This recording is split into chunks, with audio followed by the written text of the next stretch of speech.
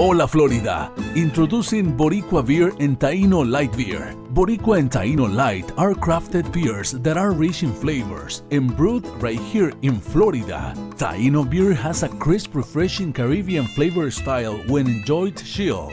Boricua beer is a craft ale with full body flavor that is a beer drinker's beer. Boricua and Taino Light Beers. Enjoy responsibly.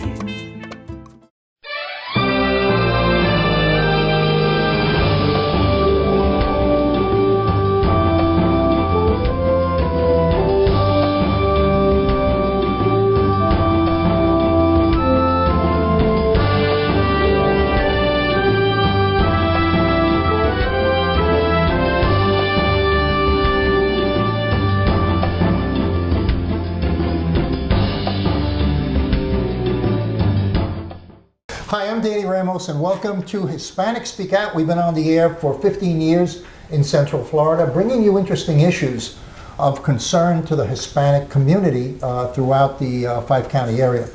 We have an interesting interview today with a gentleman called Marco Lopez. Marco Lopez is a deputy sheriff in Osceola County, and he has been fired by Sheriff Gibson. Why? Because he decided to run for office. How you doing, Marco? Hey, how are you? Thank you for having me on the show. Okay, so you got canned. Yeah, I guess we could put it that way. Yeah. So how did you get the news? I mean, give me a little background. What did you do? You announced that you were running. What? On the 16th, I went and registered to run for Osceola County Sheriff's Office down at the election center. And Friday, I worked normal all day long. We were actually working on a barricaded subject in Point Siena. After the incident was over, I get a call from the sergeant, says, hey, you need to come to the station, they need to speak with you. And that was pretty much it. And what did the sergeant tell you? She said that they wanted to speak to me upstairs. It was above her pay grade. She didn't know what it was about. Okay. And you went upstairs and what happened exactly? Take us through. I pretty much go upstairs and we have Russell Gibson's sitting at a desk and we have the attorney over here. For Gibson? Yes. Oh, for the sheriff's office. For the sheriff's office. They basically had, the attorney was holding two packets and he says, we need your resignation. And I said, why? Mm-hmm. He says, because you don't have constitutional rights to run against a seated sheriff who's seeking re-election. And I said, that's not true. We all have constitutional rights. And and he says, well, we have case law proving otherwise. So if you don't resign, we're not going to pay your 300 hours that you have accumulated in your bank. And you're going to be terminated. We're going to terminate your employment. Anyway, so in other words, they said to you that either if you walk out, we'll pay you what's due to you. Yes. And if you try to fight it, they're going to beat you for the money. That's right. Okay. That's interesting little coercion there, you know? Well, so when you got up from the table, you just take me through. You go downstairs, you clean out your, what happened? No, I just basically take off the gun belt. They take the gun belt and one of the captains was there and he drove me to the house, and then later on I come back and turn in all my equipment. All right. That's pretty much it. Okay, and when you decided to run for office, why did you decide to run for office? I mean, when somebody runs for office, it's because they think that they can do a job better in some area. Why are you running for office? Well, first of all, ever since he's taken office, we went from 24 deputies short. We're almost 60 deputies short. Poor leadership. Poor administrators. When you say the deputies, the number of deputies went down, was that cost cutting? Nope. A lot of them are finding homes in Orange County, OPD. They're a little bit of better pay raise. Also, morale has a lot to do with it. Mm-hmm. All right. So how many deputy sheriffs are Hispanic and Puerto Rican there? I believe like the last numbers, it was 4% black, 24% Hispanic, and about 74% white. Mm-hmm. That's total employees, and 1% other. Mm-hmm. And you're talking about a community that's almost 70% minority based. Yeah. So it should be the other way around actually in the department. Right, right. What areas do you see that the Sheriff's Department has been lacking in? Recruiting. Okay. They talk about all this recruiting, but they're not recruiting. Because obviously if they were recruiting professionally or adequately, they would be bringing in the right number of people in, and our retention rate would go up. You know, from start to finish, if we sponsor a deputy through the academy, it's about $140,000 up to their first year once they're on the road. So now we're losing them right after they meet their probationary status, and they'll go to Orange County, the surrounding agencies for a little bit more money, and they're just not happy because the opportunities are just not there. We're so short. You know, we're running call to call to call to call because our recruiting process is horrible. Has crime been going up in Osceola County or down? Yes, it's going up. In what areas? We've seen an increase in murders, an increase in property crimes. Violent crimes have gone up. Do you think that this termination is racially sensitive? Or Of course. do you think it's... Well, I think it's a little bit of both. Yeah. One, he knows that I represent diversity. He knows that my platform when I ran previously was about diversifying the administration, finding those qualified community people, and bringing them on board to represent the sheriff's department so we can start looking like the people we serve. And he knows that I have a large Hispanic following and they believe in my ideas. Okay. Have you spoken to other Hispanic deputies within the department off the record and how they feel about it? They're upset that he terminated me. Yeah. Many, actually, not even just the Hispanic deputies. I've had hundreds of deputies reach out to me. They do not agree with what he did. They said there was other ways he could have done it. You know, first of all, the Florida state statute, the resign to run law, 99.1 subsection 5 clearly states, upon qualifying, if he seeks re-election, I must resign. That would be of the qualifying year, which is June of 2020. He went ahead and terminated based on case laws. And one of them is like from Georgia. So that's a case law you had from 1983 and a case law that you had from 1997. Yep. Well, 83 runs that goes back to a bad time in the South. Exactly. You know, and 97 was borderline because in 97, I remember I came here in 97 and I had Hispanic Achievers as my website on the bumper of the car. Your car was probably getting keyed. Yeah, actually it was keyed. But a guy rolls down his window and tells me to go back to where I came from.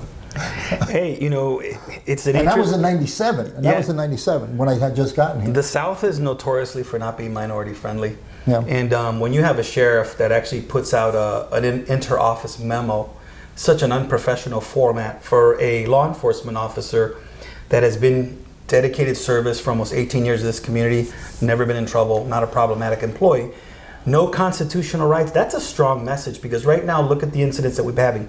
The shooting with where the Sheriff Israel was terminated. They're saying that he doesn't have, the deputy that was arrested doesn't have constitutional rights to act. So do we or don't we? You know, I think that's a strong message, and it's a bad message to send out to law enforcement because if we don't start taking care of the police in America, who is going to protect us? I see in this memo, I'm going to read this memo, okay, because everybody, this is the memo that he received, Marco received. So I'm just going to read it. It's dated 5/17/2019. It's addressed to Marco Lopez from Sheriff Russell Gibson, re-termination. Since you filed to run for sheriff of Osceola County in 2020 election, I am terminating your employment with the Osceola County Sheriff's Department effective today. As you can see from the 3 cases you were given, you don't have the constitutional right to run against a sitting sheriff who filed for re-election. Again, the 3 cases were very, very old cases, and one was not even in the state of Florida. There was a 1997 case, a 1983 case, and a 2000, I believe, in 10 or 12 case. So these are old cases, and as everybody knows, society changes, particularly today, very, very rapidly. The requirements, the needs of a society, and the laws that affect those people change radically. I think that we're in a society in Central Florida where the changing demographic is moving so quickly that the old guard is having difficulty with the new people coming in. I mean, we've had, you know, the Maria situation. Hurricane Maria has brought hundreds of thousands of Puerto Ricans into Central Florida. They're citizens of the United States and they can vote. That has scared many, many, many politicians. Yes, it has. And maybe it's scared Gibson as well, you know, because everybody knows Osceola has a very dominant Hispanic population. So Yes. if a Hispanic running for sheriff actually has a very good chance of winning. All right, let me continue with this. During our meeting today, you were given an opportunity to review case law and understand that that as sheriff, I must have the confidence that you will represent me as a deputy sheriff, and your actions have made it abundantly clear that I cannot. I have a little bit of sensitivity about that statement because I believe that deputy sheriff does not represent, quote, me. He represents the community. He represents the police department, not necessarily the me, especially if the me is running for office, because then it's a personal agenda. When you have a political situation, which you seem to crack into right now, Yes. where you are upsetting the apple cart because he is now a politician, okay? And you're setting up the apple cart and he's firing you because you're running for office. So anyway, let me read the rest. Sheriff, and your actions have made it abundantly clear that I cannot. This administrative action terminating your employment is not based upon any disciplinary issue, but only as to you filing to run for the office I currently hold. It just sits me wrong, you know, because, you know, Puerto Ricans and Hispanics have been discriminated against for a very, very long time. And one of the tools that people have used against them is the paycheck. Yes. You do this, you get out of line, you lose your paycheck. Yep. You know, and this has that kind of touch to it. Some people may say it's really, really blatant. Well, you think about it. I've been employed there for 3 sheriffs. 1, 2, 3. And I've served the community loyally for 3 different administrations.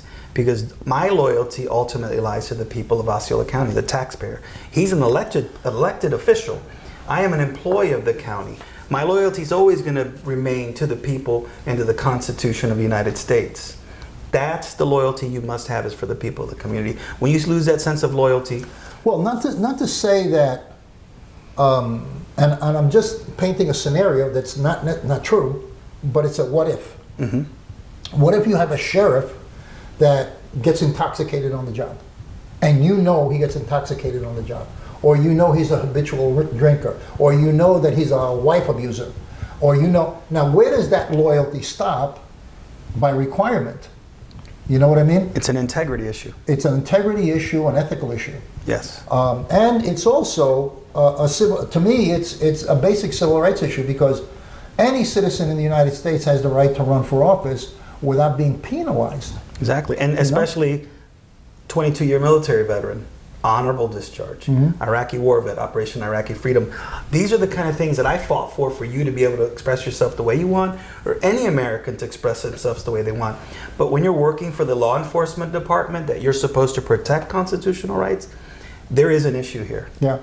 Well, you know, I think there is an issue here, and it's also, you know, in the society that we now live in, it depends if you sue, what judge you go in front of. Exactly. Because Central Florida is a very small community, and judges know lawyers and judges know law enforcement. It's a grouping.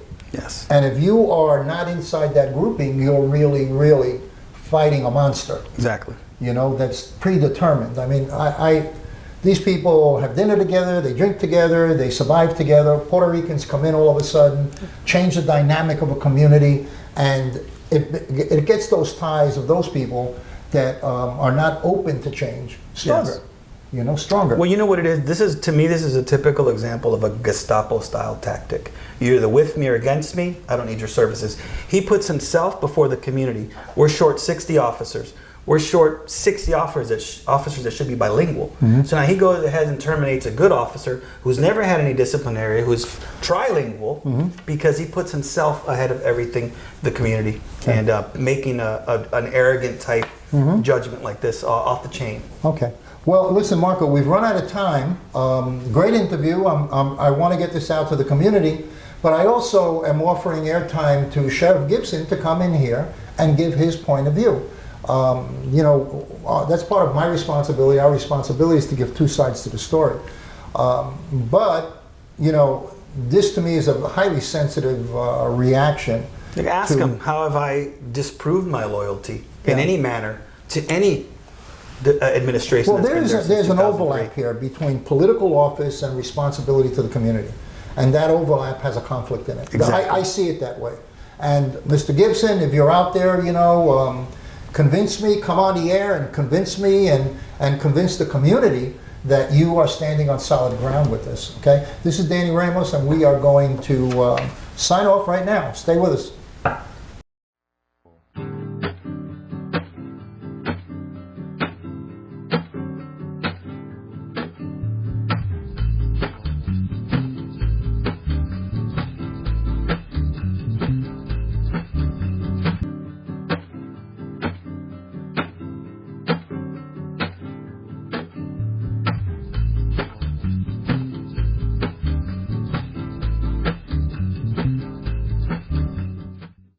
Beers that are rich in flavors and brewed right here in Florida. Taino beer has a crisp, refreshing Caribbean flavor style when enjoyed chilled. Boricua beer is a craft ale with full body flavor that is a beer drinker's beer. Boricua and Taino light beers. Enjoy responsibly. Hi, I'm Danny Ramos, and welcome to this week's edition of Hispanic Speak Out TV, brought to you on Spectrum Cable. We've been on the air for about 16 years. Bringing you community information. That's our job. And I'm here with Congressman Darren Soto. A lot of controversy, a lot of information, a lot of things going on in the Congress today. Darren is the representative. His office is up in Kissimmee. And we're going to talk about several subjects today. And the first one that we're going to hit is Puerto Rico and statehood, the status of Puerto Rico, which, by the way, we've been talking about this for like 50 years. 120 years. Well, I'm only talking about myself because when I was in New York and I graduated high school, they were talking about Puerto Rico statehood or Puerto Rico independence. And that was in the late 60s. Yeah. So we're still talking about it 50 years later. Well, what has really pushed us to the forefront is the disaster that is the recovery of Hurricane Maria and PROMESA fiscal board cuts that are decimating people's pensions. We have the highest death count in modern history after Hurricane Maria. 3,000 of our fellow Puerto Ricans died down there, longest blackout in modern history. And a lot of that is because Puerto Rico is just not represented by 2 senators and 4 members of Congress in Washington. Now, meanwhile, you add in the fact that there's been 2 plebiscites that have both been for statehood. And then you add in the fact that we're already pushing for statehood in the U.S. House for the District of Columbia. There's an equality issue to that. How can we push for D.C. statehood and leave Puerto Rico behind? I certainly came to this with fresh eyes and that I didn't have a position one way or another. Went down for the plebiscite in 2017, sought to be in compliance with law, and then adopted the position that was the result of the election. I have a lot of respect for independence, too. My biggest concern is that the current status just isn't working. It is leading to this untenable situation that's literally killing people on the island. Mm-hmm. When you say you said that you have a sensitivity towards independence, do you really think that Puerto Rico can survive economically as an independent? And don't you think Cuba and other Venezuela would try to move in on Puerto Rico to absorb them? So I have a lot of respect for the position. I personally don't have a problem with it if the people chose it. I think that there could be some problems compared to the enjoyment of being part of the United States that many Puerto Ricans enjoy. But I think this territorial status gets them between a rock and a hard place. And it's just super difficult unless they finally resolve this issue. And then we've had 2 plebiscites and Congress has done nothing. So it's time for at least Congress to respect these elections. Where's the blockade to finalize, to come to a conclusion in the Congress? So this bill admits Puerto Rico as a state. It would simply do it. Okay. So this is the bill. All right, that's okay. Tell us about the bill. Sure. And where is it? The bill would admit Puerto Rico as a state, recognizing the 2017 plebiscite, where 97% of the people chose statehood. I recognize there are various opinions around that plebiscite. While the bill starts with a 90-day entry, we'd leave it to the committee of how long the transition could be. I could see it being a year or 2 ultimately. Who is behind the bill? Who's on it? So far it was co-introduced with the resident commissioner of Puerto Rico, Jennifer Gonzalez-Colon, a Republican, along with me, a Democrat. We have some co-sponsors that we'll be releasing over the next couple weeks. But in addition, we have the chairman of the Natural Resources Committee, which I sit on, which has jurisdiction over Puerto Rico as an insular land, he's committed to hearing the bill and looking at the issue. Has this bill actually been introduced? Yes, it was introduced 2 weeks ago. It is 1965, the year of the Voting Rights Act. Okay. That's the bill number. That's interesting. As a matter of fact, that's when I graduated high school. I'd like to get a copy of that bill. Sure. Your office can facilitate that for us. Absolutely, and there's the internet, which is we can readily do it. available on there. That's Jesse's job. Yeah. So. So where's your biggest obstacle? Republicans? Who would be on the Republican side that's obstructing it? I mean, are you at that point right now where there's a push against it? It's an interesting mix. So you have a poll came out yesterday in Politico that over 80% of Puerto Rican eligible voters in Florida are supportive of it. So a lot of people in the area are supportive, but you have some folks who are both very right-wing, who don't want to see him change his status. You have some folks who are Hispanic people? Yeah, and then folks on the left side, some of whom are for independence, and I get that, which is why I have a lot of respect for it. I just think the territorial status is killing them. And let me give you a few examples. So we had the 936 exemption, where Puerto Rico built up this great pharmaceutical economy, and then DC just took it away because they could. And that led to this. When you say DC, you're talking about? The Congress just took away that exemption that led to this. There's a lot of different reasons. I think there was some jealousy in the fact that Puerto Rico as a territory was getting all this business. There was apparently some rivalries in the Congress. But either way, Puerto Rico was powerless because it didn't have 2 U.S. senators, it didn't have 4 members of Congress to stop that. And then that led to the current recession. And even a lot of the debt is related to them propping up their Medicaid program because they get only 40-50% matches, which is less than the poorest state, Mississippi. That's what California gets. If Puerto Rico was a state, they would have got 90-95%, maybe even 100% paid. Our veterans don't get TRICARE down there. Even Medicaid is lower benefits. They don't get the child tax credit unless they have 3 children or more. Earned income tax credit.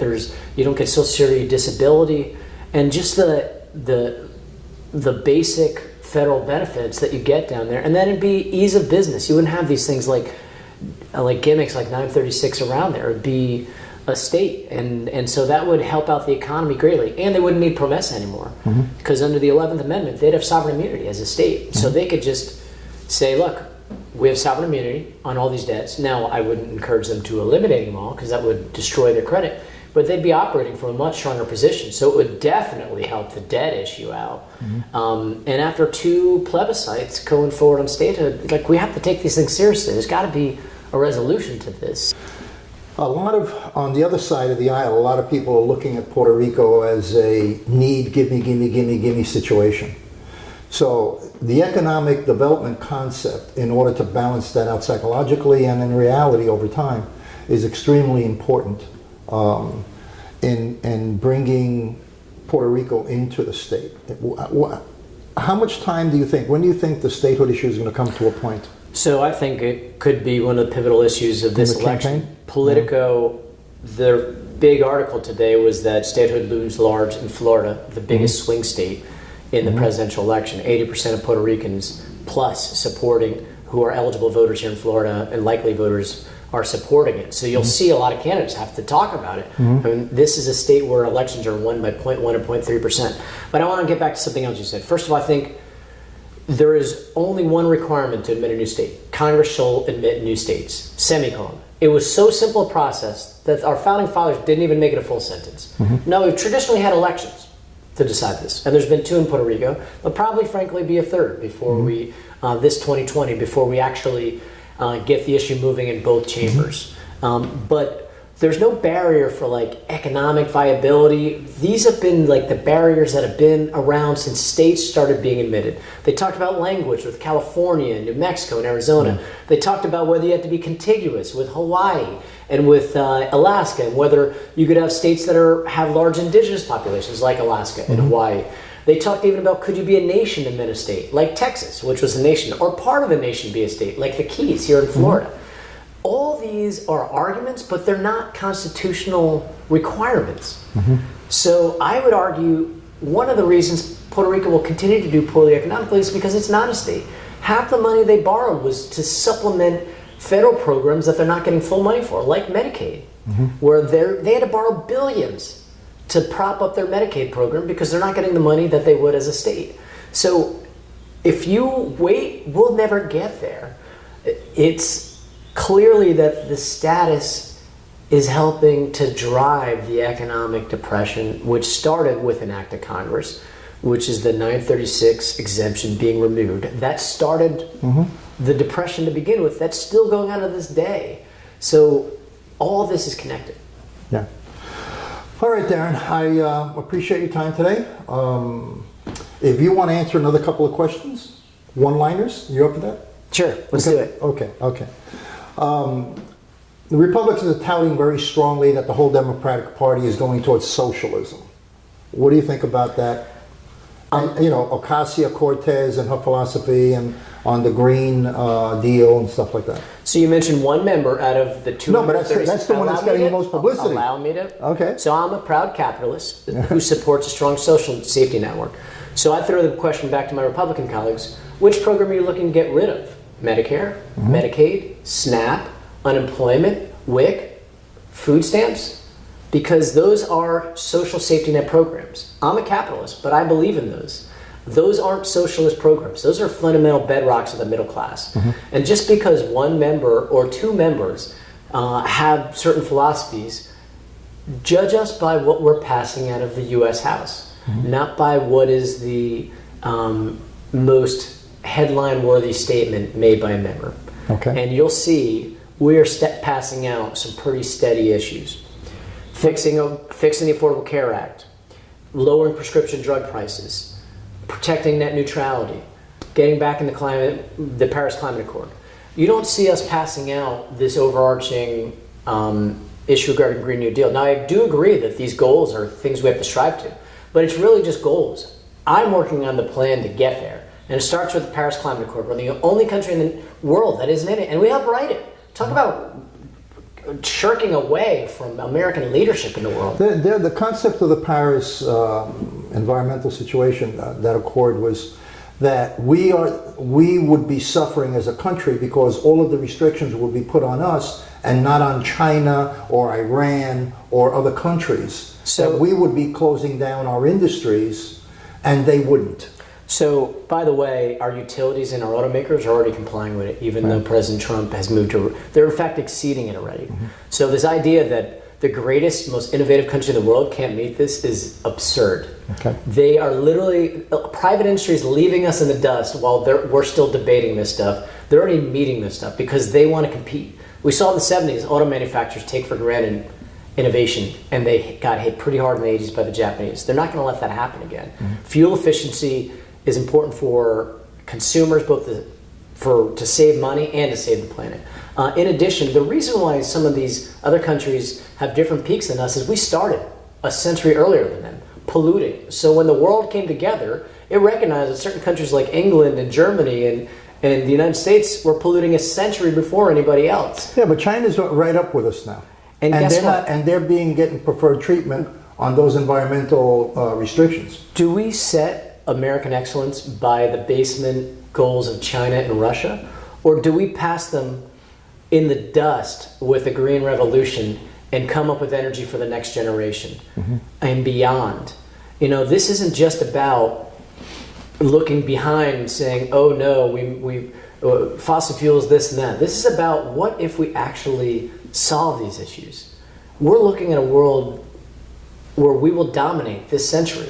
If we don't do this stuff and we're still relying on fossil fuels for the next 100 years, not only will we face famine, political disruption, and a warming planet, but we will also be left in the dust by some other country that figures this stuff out. Okay. We lead in this world, and the energy revolution is going to define who dominates the 21st century. Well, we are out of time. Darren, thank you so much for the interview, and we'll be back, to follow up and see how things are progressing. Always. This is Danny Ramos. We'll see you next week on Hispanic Speak Out TV.